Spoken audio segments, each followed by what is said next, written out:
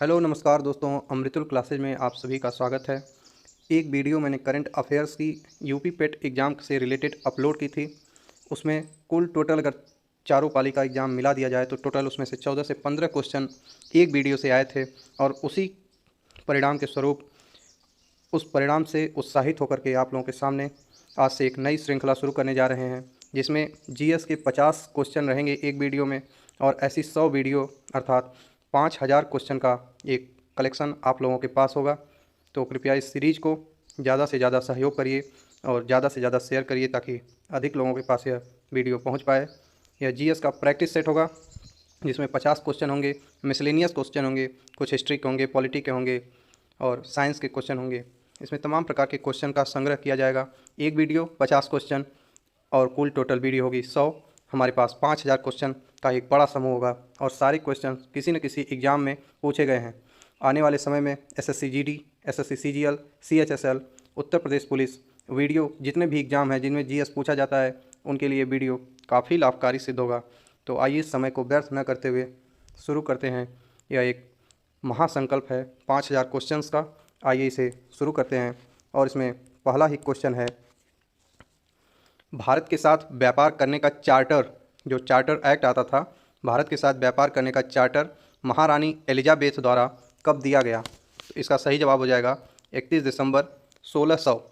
31 दिसंबर 1600 को महारानी एलिजाबेथ ने स्वीकृति दी थी भारत के साथ व्यापार करने को, ईस्ट इंडिया कंपनी को। आइए अगले प्रश्न पर आगे बढ़ते हैं। भारतीय राष्ट्रीय आंदोलन के प्रारंभ से ही उग्र राष्ट्रवादियों का भी वर्ग था। मतलब जो चार नाम दिए हैं उनमें पूछ रहा है कि कौन उग्रवादी अर्थात गरम दल से संबंधित नहीं है। तो इसमें बाल गंगाधर तिलक, लाला लाजपत राय, गोविंद रानाडे, बिपिन चंद्रपाल, चार नाम हैं और पूछ रहा है इनमें 3 उग्रवादी हैं और एक नरम दल से संबंधित हैं। तो उग्रवादी नेताओं की बात करें तो इनमें प्रमुख नाम बाल गंगाधर तिलक, लाला लाजपत राय, बिपिन चंद्रपाल, 3 लोगों के नाम आते हैं। बाल गंगाधर तिलक, लाला लाजपत राय, बिपिन चंद्रपाल। लेकिन गोविंद रानाडे उग्रवादी नेता नहीं थे, इनका संबंध नरम दल से था। मोतीलाल नेहरू, दादा भाई नौरोजी, गोखले, मदन मोहन मालवीय, मोतीलाल नेहरू, नौरोजी, दादा भाई नौरोजी, गोखले, मदन मोहन मालवीय, ये लोग नरम दल से संबंधित थे। और बाल गंगाधर तिलक, लाला लाजपत राय, बिपिन चंद्रपाल, इनका संबंध गरम दल से था। तो इसका सही जवाब हो जाएगा सी, गोविंद रानाडे। बात की जाए गरम दल और नरम दल के विभाजन की, इसका विभाजन 1907 में सूरत के अधिवेशन में हुआ था। 1907 सूरत अधिवेशन, उसकी अध्यक्षता रास बिहारी घोष, इस नाम पर ध्यान दीजिएगा, रास बिहारी घोष थे। क्योंकि रास बिहारी घोष और रास बिहारी बोस दोनों लोगों का नाम आता है। तो 1907 में रास बिहारी घोष जिन्होंने सूरत अधिवेशन की अध्यक्षता की थी, उसी में गरम दल और नरम दल का विभाजन हो गया था। 1916 में कांग्रेस और मुस्लिम लीग के बीच लखनऊ समझौता हुआ, उसके कौन से परिणाम बाद में घातक सिद्ध हुए? तो जो 1916 में कांग्रेस और मुस्लिम लीग के बीच भी समझौता हुआ और गरम दल और नरम दल जो 1907 में अलग हो गए थे उसका भी समझौता हुआ। 1916 में कांग्रेस और मुस्लिम लीग के बीच लखनऊ समझौता, इसे लखनऊ समझौता इसलिए कहा जाता है क्योंकि यह अधिवेशन लखनऊ में हुआ था और उसकी अध्यक्षता अंबिका चरण मजमूदार ने की थी। लखनऊ अधिवेशन की अध्यक्षता किसने की? अंबिका चरण मजमूदार ने लखनऊ अधिवेशन की अध्यक्षता की थी। और तीसरे का सही जवाब हो जाएगा सी ऑप्शन, कांग्रेस द्वारा मुसलमानों के प्रति संतुष्टिकरण की नीति का आरंभ हो गया था 1916 के समझौते के बाद। व्यक्तिगत सत्याग्रह किस गवर्नर जनरल के काल में हुआ? सबसे पहले बात करेंगे व्यक्तिगत सत्याग्रह क्या है। तो जो ब्रिटिश सरकार की युद्ध नीति थी उसका विरोध करने के लिए महात्मा गांधी ने एक अहिंसात्मक आंदोलन, अहिंसात्मक सत्याग्रह शुरू किया। वह व्यक्तिगत सत्याग्रह के नाम से जाना गया। तो ब्रिटिश सरकार की युद्ध नीति का विरोध करने के लिए व्यक्तिगत सत्याग्रह 17 अक्टूबर 1940 को शुरू किया गया। कब? 17 अक्टूबर 1940 को महात्मा गांधी जी ने शुरू किया था और इसे उन्होंने पौनार महाराष्ट्र से शुरू किया। कहाँ से शुरू किया? पौनार महाराष्ट्र से। यदि बात की जाए पहले व्यक्तिगत सत्याग्रही की, तो पहले व्यक्तिगत सत्याग्रही विनोबा भावे थे। पहले व्यक्तिगत सत्याग्रही विनोबा भावे, दूसरे नेहरू और तीसरे व्यक्तिगत सत्याग्रही ब्रह्मदत्त थे। इन तीनों के बारे में सवाल पूछा जाता है। यदि पहले के बारे में पूछा जाए तो भावे, दूसरे हैं नेहरू, तीसरे हैं ब्रह्मदत्त। या पूछेगा कि व्यक्तिगत सत्याग्रह कहाँ से शुरू हुआ था, तो पवनार महाराष्ट्र से। या पूछेगा कि कब शुरू हुआ था, 1940 में इसने शुरू किया, गांधी जी ने। और उस समय गवर्नर जनरल कौन थे, तो उस समय लॉर्ड लिनलिथगो। यही भारत छोड़ो आंदोलन के समय में भी गवर्नर 1942 में भी हैं और 1940 में भी यही गवर्नर थे, और इन्हीं के कार्यकाल में व्यक्तिगत सत्याग्रह शुरू हुआ था। भारतीय राष्ट्रीय कांग्रेस की पूर्ववर्ती संस्थाओं में सबसे पहली और प्रमुख संस्था कौन थी? भारतीय राष्ट्रीय कांग्रेस की पूर्ववर्ती मतलब राष्ट्रीय कांग्रेस के पहले की पूर्ववर्ती संस्थाओं में सबसे पहली और प्रमुख संस्था ब्रिटिश इंडिया एसोसिएशन। इसकी स्थापना 1851 में, ब्रिटिश इंडिया एसोसिएशन की स्थापना 1851 कोलकाता में हुई थी, और इसकी स्थापना राधाकांत देव ने 1851 कोलकाता में की थी। साइमन कमीशन की सिफारिशों के संदर्भ में निम्नलिखित में से कौन सा एक कथन सही है? साइमन कमीशन की सिफारिशों के संदर्भ में निम्नलिखित में से कौन सा एक कथन सही है? इसने प्रांतों में द्वैध शासन को उत्तरदायी सरकार द्वारा प्रतिस्थापित करने की संस्तुति की। इसने गृह विभाग के अधीन अंतर प्रांतीय परिषद स्थापित करने का सुझाव दिया। इसने केंद्र में द्विसदन विधायिका के उन्मूलन का सुझाव दिया। इसने भारतीय पुलिस सेवा इस प्रावधान के साथ सृजित करने की संस्तुति की कि ब्रिटिश भर्ती का भारतीयों की तुलना में वेतन तथा भत्ता अधिक होगा। इसका सही जवाब हो जाएगा सी ऑप्शन। इसने केंद्र में द्विसदन विधायिका के उन्मूलन अर्थात जो द्विसदन विधायिका का है उसको खत्म करने का सुझाव दिया। यदि बात करें साइमन कमीशन की, इसका गठन मार्च 1927 में हुआ था। यदि पूछे कि साइमन कमीशन का गठन क्यों हुआ था, 1919 में एक जो अधिनियम आया था मॉन्टेग्यू चेम्सफोर्ड अधिनियम, उसकी समीक्षा करने के लिए साइमन कमीशन का गठन हुआ था। इसका गठन मार्च 1927 में हुआ और भारत में इसका आगमन 3 फरवरी 1928 को। सारी चीज़ें आप लोग नोट्स में अपने लिखिए, ताकि इनसे प्रश्न कहीं न कहीं पूछा गया है कि कब गठन हुआ, कब आगमन हुआ। इनका आगमन 3 फरवरी 1928 को भारत में हुआ था। और साइमन कमीशन से संबंधित एक प्रमुख तथ्य यह है कि इसका विरोध भारत में लाला लाजपत राय के नेतृत्व में हुआ था, और लाठी चार्ज में एक लाठी लाला लाजपत राय के सर पर लग गई, जिसकी वजह से उनकी मृत्यु हो गई।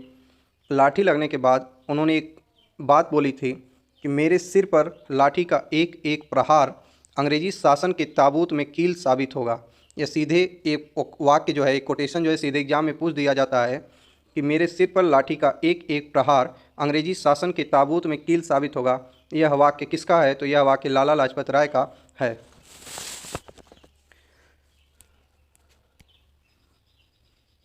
दादा भाई Naoroji British House of Commons के लिए चुने जाने वाले पहले भारतीय थे। एक सवाल तो यहीं से बन गया कि पहले भारतीय कौन थे जिन्हें ब्रिटिश हाउस ऑफ कॉमन्स के लिए चुना गया था। तो दादा भाई नौरोजी पहले भारतीय थे जिन्हें ब्रिटिश हाउस ऑफ कॉमन्स के लिए चुना गया था। बात की जाए कि दादा भाई नौरोजी किस पार्टी के टिकट पर चुनाव जीते थे, तो लिबरल पार्टी से Dadabhai Naoroji British House of Commons में पहुंचे थे। दादा भाई नौरोजी को ओल्ड मैन ऑफ इंडिया कहा जाता है, सबसे बुजुर्ग व्यक्ति दादा भाई नौरोजी को कहा जाता है। इन्होंने धन निकासी का सिद्धांत दिया, धन के पलायन का सिद्धांत दिया। दादा भाई नौरोजी ने धन निकासी का सिद्धांत दिया, धन पलायन का इन्होंने सिद्धांत दिया। इनकी किताब है poverty and un British rule in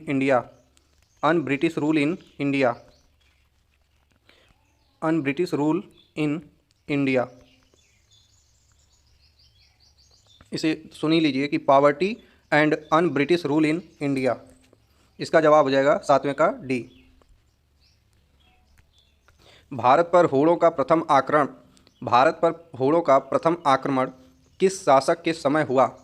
Bharat पर होड़ों का प्रथम आक्रमण स्कंदगुप्त, जो कुमारगुप्त के बेटे थे, कुमारगुप्त के बेटे थे। इन्हीं के समय सबसे पहली बार भारत में होड़ों ने आक्रमण किया। इसका सही जवाब हो जाएगा सी, स्कंदगुप्त। यदि बात की जाए कि सर्वाधिक आक्रमण होड़ों का किसके शासनकाल में हुआ। ये भी सवाल पूछता है कि होड़ों ने सर्वाधिक आक्रमण किसके समय किया, या कौन सा ऐसा राजा था जिसने होड़ों के सर्वाधिक आक्रमण को झेला था। उसका सही जवाब हो जाएगा अलाउद्दीन खिलजी। अलाउद्दीन खिलजी ने सर्वाधिक 6 बार होड़ों के आक्रमण को झेला था। स्कंदगुप्त जो कुमारगुप्त के बेटे हैं या उत्तराधिकारी हैं, इन्होंने सुदर्शन झील का पुनरुद्धार किया। स्कंदगुप्त ने सुदर्शन झील का पुनरुद्धार किया था। ऐहोल अभिलेख किस शासक से संबंधित है। ऐहोल अभिलेख किस शासक से संबंधित है। ऐहोल अभिलेख का संबंध है पुलकेशिन द्वितीय से। किससे? पुलकेशिन द्वितीय से ऐहोल अभिलेख का संबंध है।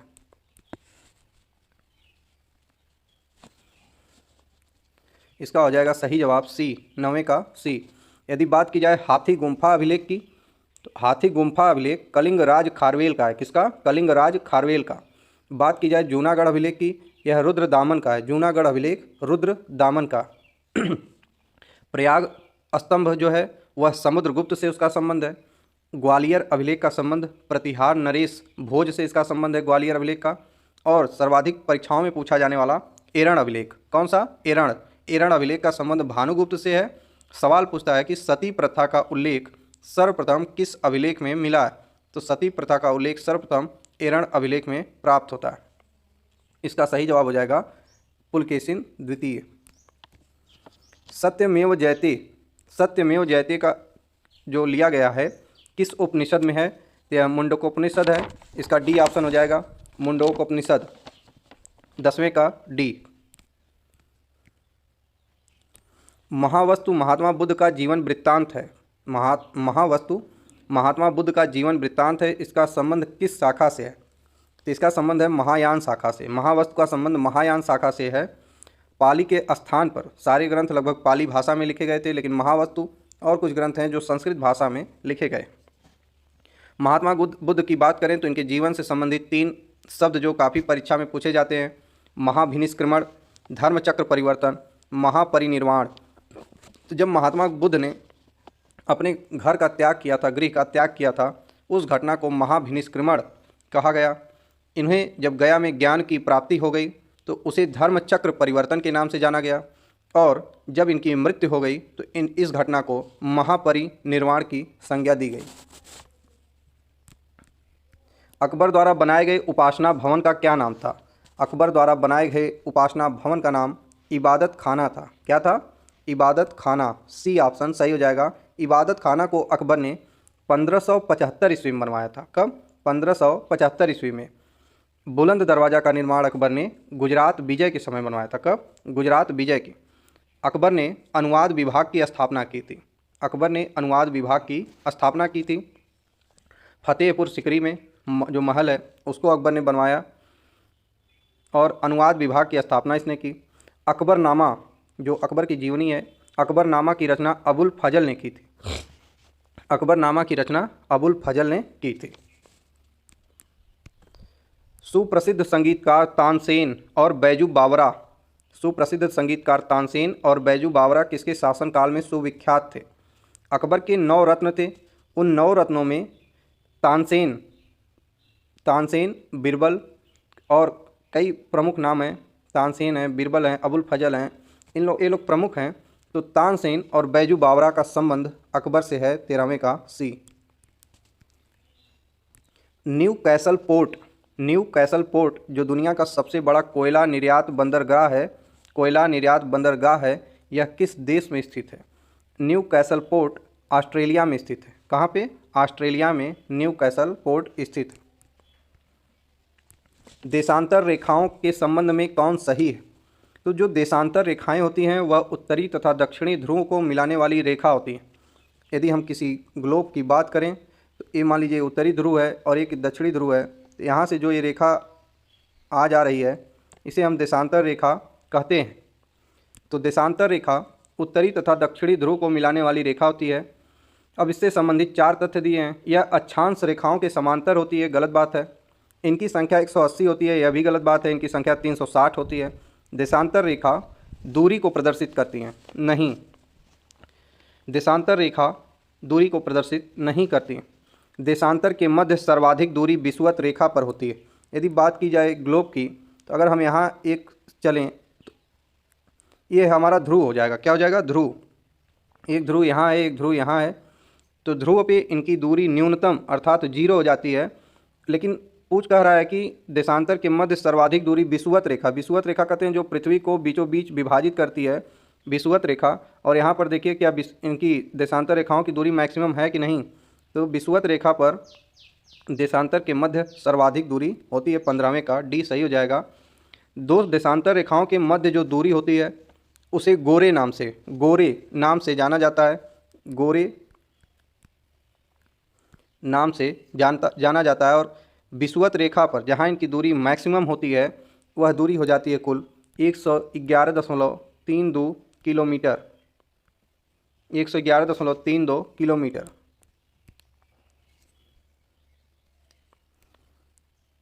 उत्तर से शुरू कर दक्षिण की ओर अर्थात उत्तर से दक्षिण की ओर नीचे दी गई पहाड़ियों का सही अनुक्रम कौन सा है? इसमें सही जवाब हो जाएगा सी, नल्लामलाई पहाड़ी जो कि आंध्र प्रदेश में है, जवादी पहाड़ी जो कि तमिलनाडु में है, उसके बाद नीलगिरी की पहाड़ी यह पश्चिमी घाट तमिलनाडु के पश्चिमी घाट पे है, तथा अन्नामलाई पहाड़ियाँ तमिलनाडु तथा केरल में होती हैं। इनका उत्तर से दक्षिण क्रम यही है। निम्नलिखित में से कौन सी नदी अपने मार्ग बदलने के लिए प्रख्यात है? तो इसे आप लोग जानते होंगे, कोसी नदी।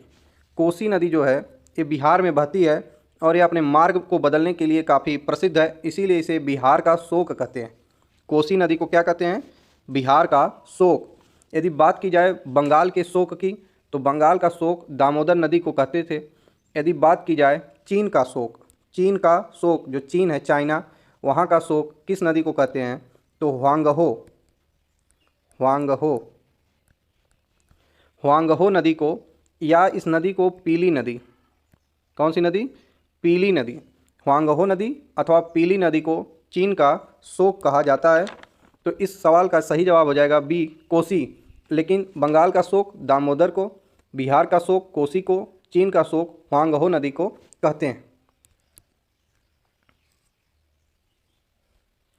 किस मृदा प्रारूप में लोहे के अतिरिक्त मात्रा होने के कारण अनुर्वरक हो जाती है? किस मृदा प्रारूप में लोहे की अत्यधिक होने से वह मिट्टी अनुर्वरक हो जाती है? तो सी ऑप्शन लेटेराइट मिट्टी हो जाएगा। लेटेराइट मिट्टी में लोहे की अत्यधिक मात्रा हो जाने से यह अनुर्वरक हो जाती है। मृदा अध्ययन, मृदा के अध्ययन को क्या कहा जाता है? पेडोलॉजी। क्या कहा जाता है? पेडोलॉजी। मृदा के अध्ययन को पेडोलॉजी कहते हैं। सर्वाधिक प्रतिशत मृदा जलोढ़ की होती है, 42% के लगभग आसपास पाई जाती है सर्वाधिक मृदा। काली मिट्टी को कपास की मिट्टी कहा जाता है, अर्थात कपास की खेती के लिए उपयुक्त मिट्टी है काली मिट्टी। प्रकाश के संबंध में कौन सा कथन सत्य है? यह एक विद्युत चुंबकीय तरंग है, यह एक कण प्रकृति है, यह ऊर्जा का एक रूप है, उपरोक्त सभी हो जाएगा प्रकाश के संबंध में। यह अनुप्रस्थ तरंग है। कैसी तरंग है? अनुप्रस्थ तरंग है प्रकाश। बायोगैस संयंत्र निम्नलिखित में से कौन सी प्रक्रिया, जो बायोगैस संयंत्र होता है उसमें कौन सी प्रक्रिया होती है? तो इसका सही जवाब हो जाएगा किण्वन की प्रक्रिया।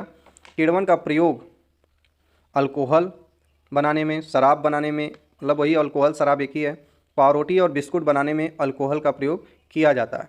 अल्कोहल जो यह किण्वन अपक्रिया है यह एक जैव रासायनिक क्रिया है। कैसी क्रिया है? जैव रासायनिक क्रिया है। इस क्रिया में ऑक्सीजन की आवश्यकता नहीं पड़ती।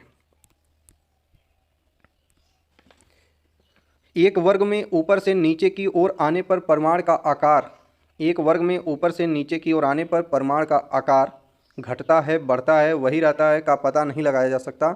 21 का ए हो जाएगा, बढ़ता है। वर्ग में ऊपर से नीचे की ओर आने पर परमाणु के आकार में वृद्धि होती है। वायुमंडल में प्रकाश की विसरण का कारण क्या है? वायुमंडल में प्रकाश की विसरण अर्थात फैलाव का कारण क्या है? तो धूल कण हो जाएगा 22वें का बी। किसी भी यौगिकों का ऑक्सीकरण संख्या कितनी होती है? तो यौगिक की ऑक्सीकरण संख्या होती है 0, डी ऑप्शन। सर्प विषरोधी सुई किस तत्व का यौगिक है? सर्प विषरोधी सुई स्वर्ण यौगिक है। कौन सा? स्वर्ण, गोल्डन। दाब, दाब का बीमीय सूत्र क्या है? दाब का बीमीय सूत्र है ml-1 T-2। दाब का बीमीय सूत्र है ml-1 T-2। जैव शैल क्या है?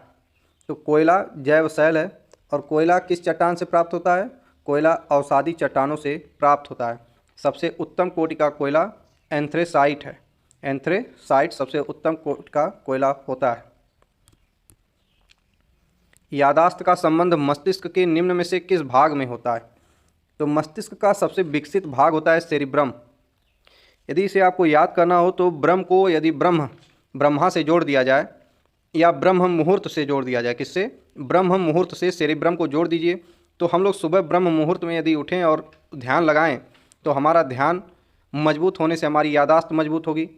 हमारी यादाश्त मजबूत होगी, हमारी स्मृति मजबूत होगी तो हमारी बुद्धिमत्ता मजबूत होगी, हमारी इच्छा शक्ति मजबूत होगी, हमारी चिंतन करने की शक्ति मजबूत होगी। तो ब्रह्म से ब्रह्म हो जाएगा, अर्थात सेरेब्रम का संबंध यादाश्त से है, बुद्धिमत्ता से है, स्मृति से है, इच्छा शक्ति से है, चिंतन से है। सेरेब्रम का संबंध, इसका सही जवाब हो जाएगा सेरेब्रम। और यही मनुष्य का सबसे विकसित भाग भी है मस्तिष्क का। सेरेबेलम, बेलम मतलब होता है बेलन, वह हमेशा संतुलन प्राप्त करने की कोशिश करता है बेलन। तो बेलन को आप देखे होंगे तो उस शब्द से यदि जोड़ दें बेलम को तो पूछे सवाल कि मनुष्य संतुलन मस्तिष्क के किस हिस्से से प्राप्त करता है, तो हो जाएगा सेरिबेलम।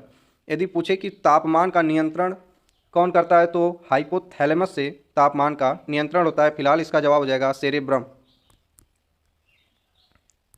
एक जीवाश्म पक्षी का नाम बताइए जो एक पक्षी की तरह दिखता है लेकिन सरीसृप की जैसी अन्य विशेषताएं होती हैं।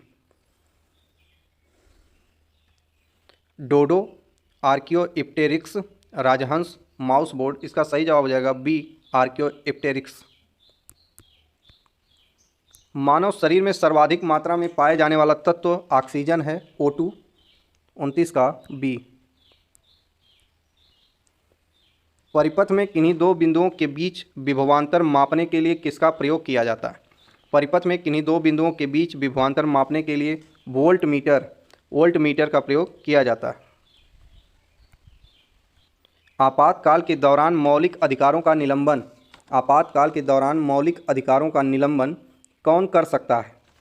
आपातकाल के दौरान मौलिक अधिकारों का निलंबन भारत का राष्ट्रपति करेगा।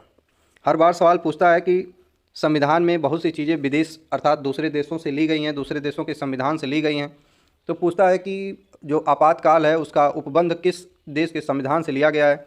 अक्सर हम लोग जर्मनी बता देते हैं, लेकिन जर्मनी से आपातकाल नहीं लिया गया है। जर्मनी से आपातकाल में ये लिया गया है कि मौलिक अधिकारों का निलंबन किन परिस्थितियों में होगा। इस बात को भारत ने जर्मनी के संविधान से अपने संविधान में लिया है। फिलहाल इसका सही जवाब हो जाएगा मौलिक अधिकारों का निलंबन भारत का राष्ट्रपति कर सकता है।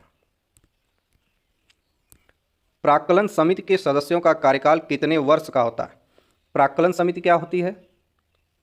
प्राक्कलन समिति क्या होती है? तो प्राक्कलन समिति लोकसभा के 30 सदस्य होते हैं। प्राक्कलन समिति में सबसे बड़ी समिति होती है, 30 सदस्य होते हैं इसमें और सभी लोकसभा के होंगे।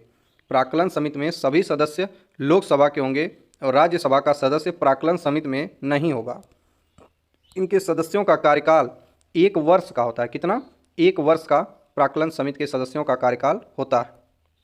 यदि बात की जाए लोक लेखा समिति उसमें 15 सदस्य लोकसभा से और 7 सदस्य राज्यसभा से होते हैं।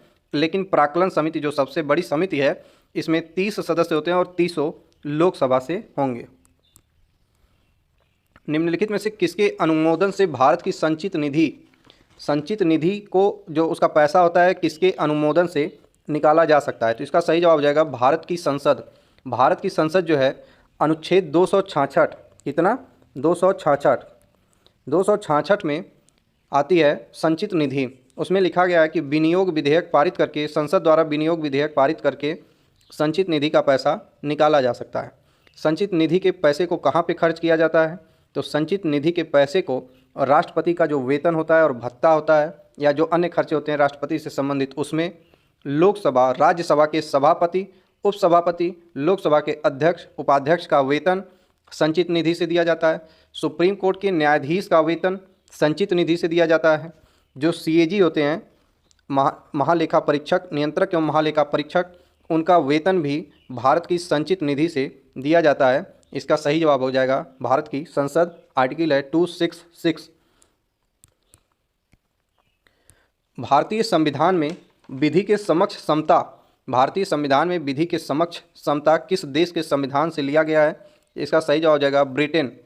ब्रिटेन के संविधान से विधि के समक्ष समता, संसदात्मक प्रणाली, क्या संसदात्मक प्रणाली, एकल नागरिकता, विधि के समक्ष समता, संसदात्मक प्रणाली, यह ब्रिटेन से लिया गया है। अमेरिका के संविधान से क्या लिया गया है? मूल अधिकार लिया गया है, राष्ट्रपति है, सुप्रीम कोर्ट है, ये सब अमेरिका से लिया गया है। जर्मनी के संविधान से भी बताया है कि जो मूल अधिकारों का निलंबन से संबंधित प्रावधान है वो जर्मनी से लिए गए हैं। नीति निर्देशक तत्व तो आयरलैंड से लिया गया है। प्रस्तावना की भाषा ऑस्ट्रेलिया से है, प्रस्तावना अमेरिका से है। ऐसे ही सारी चीज़ें, तो बहुत सी चीज़ें 1935 के अधिनियम से भारत के संविधान में ली गई। किससे? 1935 के अधिनियम से। लेकिन कुछ जो जरूरी चीज़ें, जो अच्छी चीज़ें थी अलग अलग देशों की, जैसे संविधान संशोधन की प्रक्रिया कहाँ से ली गई? साउथ अफ्रीका से। प्रस्तावना की भाषा ऑस्ट्रेलिया से ली गई, प्रस्तावना अमेरिका से ली गई, मूल कर्तव्य रूस से लिया गया, मूल अधिकार अमेरिका से लिया गया। संविधान संशोधन प्रक्रिया संविधान के किस भाग में उल्लिखित है? तो यह है भाग डी, मतलब भाग 20, डी ऑप्शन है। भाग 20 में संविधान संशोधन की प्रक्रिया जो दक्षिण अफ्रीका से ली गई है वह भाग 20 में है और इससे संबंधित अनुच्छेद है 368 368। तो 368 में है संविधान संशोधन की प्रक्रिया और यह लिया गया है कहाँ से? तो यह लिया गया है साउथ अफ्रीका से। कुछ और भाग की बात करें तो कुछ और भाग में यदि भाग 4 क की करें तो 4 क में है मूल कर्तव्य। यदि भाग 9 की बात करें तो उसमें पंचायत है। भाग 15 की बात करें तो उसमें निर्वाचन है। भाग 17 की बात करें तो उसमें राजभाषा है। यह कुछ भाग थे, जैसे भाग 9 पंचायत है, भाग 15 में निर्वाचन है, भाग 17 में राजभाषा है, भाग 4 क में मूल कर्तव्य है, भाग 4 में नीति निर्देशक तत्व हैं, भाग 3 में मूल अधिकार की बात की गई है, भाग 2 में नागरिकता है। ऐसे ही सभी भाग हैं। कुछ अनुसूची यहाँ पर दी गई है, उनका मिलान करना है। तो भाषाओं का उल्लेख अनुसूची 8 में है। किसमें? अनुसूची 8 में है भाषाओं का उल्लेख। इसे आप 2 से मिला दीजिए। पहले का 2, दल बदल निरोध अधिनियम भाग 10वीं अनुसूची में। किसमें? 10वीं अनुसूची में। यदि ऑप्शन को आप ध्यान से देखेंगे कि बी का अगर 1 सही है, बी का मिलान 1 से होगा, तो केवल एक ऑप्शन है, वो भी है बी। इसमें देखिए बी का 1 है, ए का 2 है और सी का है 4। 73वां संविधान संशोधन अधिनियम, सी का क्या है? 4। पंचायत राज से संबंधित अधिनियम है, सी का 4। भूमि सुधार एवं अधिग्रहण संबंधित अधिनियम कौन सा है? ए है डी का 3 अर्थात 9वीं अनुसूची। कौन सी अनुसूची? 9वीं अनुसूची।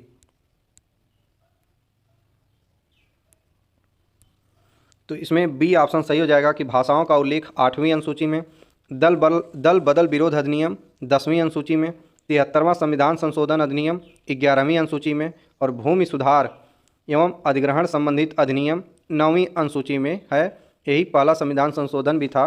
पहले संविधान संशोधन अधिनियम से जो पहला संविधान संशोधन हुआ था उससे 9वीं अनुसूची को जोड़ा गया था।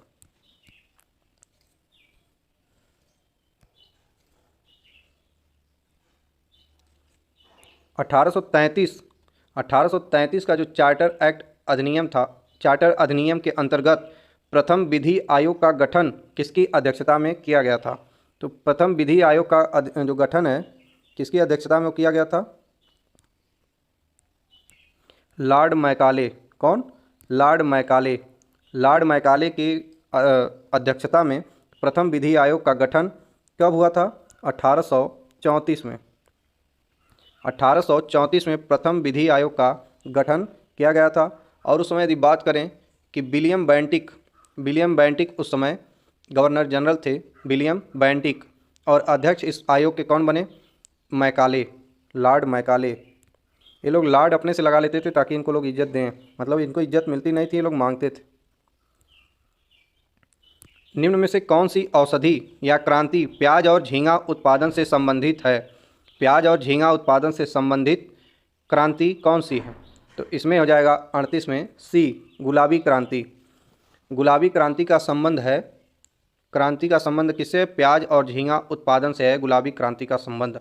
यदि बात करें लाल क्रांति की, लाल क्रांति का संबंध टमाटर और मांस उत्पादन से। किससे? टमाटर और मांस उत्पादन से संबंध है लाल क्रांति का। गोल्डन क्रांति की बात करें तो बागवानी और शहद, गोल्डन क्रांति का संबंध है बागवानी और शहद से। नीली क्रांति का संबंध है मछली, मत्स्य पालन से नीली क्रांति का संबंध है। निम्नलिखित में से किन दो संस्थानों को ब्रेटन वुड्स जुड़वा के नाम से जाना जाता है?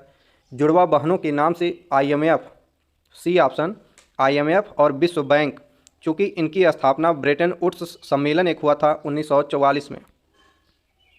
1944 में एक सम्मेलन हुआ था ब्रेटन वुड्स सम्मेलन, उसी के तहत IMF और विश्व बैंक की स्थापना हुई थी और दोनों का मुख्यालय वाशिंगटन DC अमेरिका में है।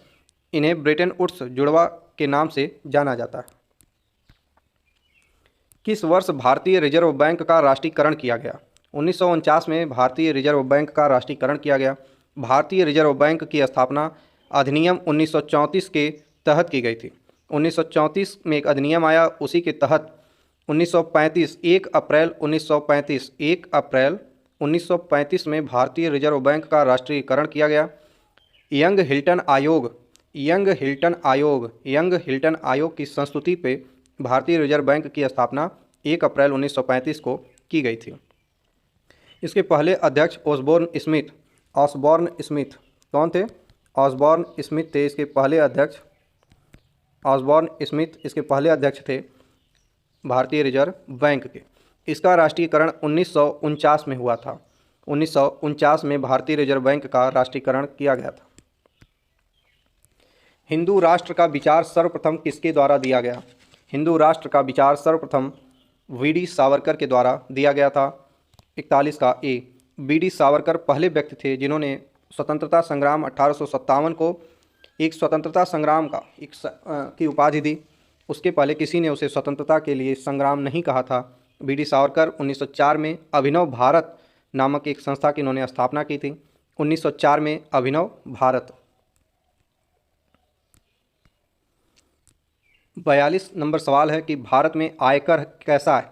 तो भारत में जो आयकर है वह प्रत्यक्ष है और प्रगतिशील है। प्रत्यक्ष और प्रगतिशील। कुचिपुड़ी किस राज्य का प्रसिद्ध लोक नृत्य है?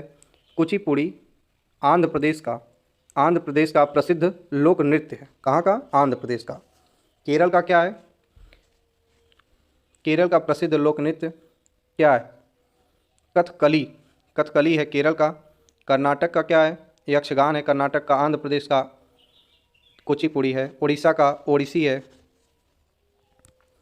हिमानी उत्तम परब का संबंध किस खेल से है? तो मलखंब से इसका संबंध है। हिमानी उत्तम परब, मलखंब एक प्रकार का जो जूडो टाइप का एक खेल होता है, एक खेल है। मलखंब का संबंध मध्य प्रदेश राज्य से है और इसे अब की बार कॉमनवेल्थ गेम में शामिल किया गया था मलखंब को, और इसका सही जवाब, इस सवाल का सही जवाब मलखंब है। निपख आंदोलन के प्रणेता कौन है? तो इसका सही जवाब है दादू दयाल निपख आंदोलन के प्रणेता थे। द्रकमा सिक्का किसने चलाया? द्रकमा सिक्का ग्रीक ने चलाया था। द्रकमा सिक्का। बाढ़ के दौरान हर वर्ष नए एलुवियम का जमाव जो मिट्टी की उर्वरता को बढ़ाता है उसे खादर कहते हैं। यदि जब बाढ़ आती है तो नदी का पानी खेतों तक आ जाता है। पानी तो वापस धीरे धीरे उतर जाता है, लेकिन जो उसमें गाद, उसके जो मतलब तत्व होते हैं नदी के जल के, वो आ जाते हैं खेतों में, जो नदी खेतों की उर्वरता को बढ़ा देते हैं, उन्हें खादर कहा जाता है। और जो भाग पथरीले हो जाते हैं, जहाँ पानी नहीं पहुँचता है, उन्हें बांगर कहा जाता है। इसीलिए एक प्रचार आता है बांगर सीमेंट का। वह समुद्री सीमा जहाँ तापमान तेज़ी से कम होता है उसे थर्मोक्लाइन कहते हैं। समुद्री सीमा जहाँ तापमान तेज़ी से कम हो जाता है। बेसल मापदंड का संबंध किस क्षेत्र से है? बेसल मापदंड का संबंध बैंकिंग क्षेत्र से। इंग्लिश में पहली बार औद्योगिक क्रांति का जो शब्द है उसका प्रयोग किसने किया था? इंग्लिश में पहली बार औद्योगिक क्रांति शब्द का प्रयोग अर्नॉल्ड टॉयम्बी, डी ऑप्शन अर्नॉल्ड टॉयम्बी ने किया था।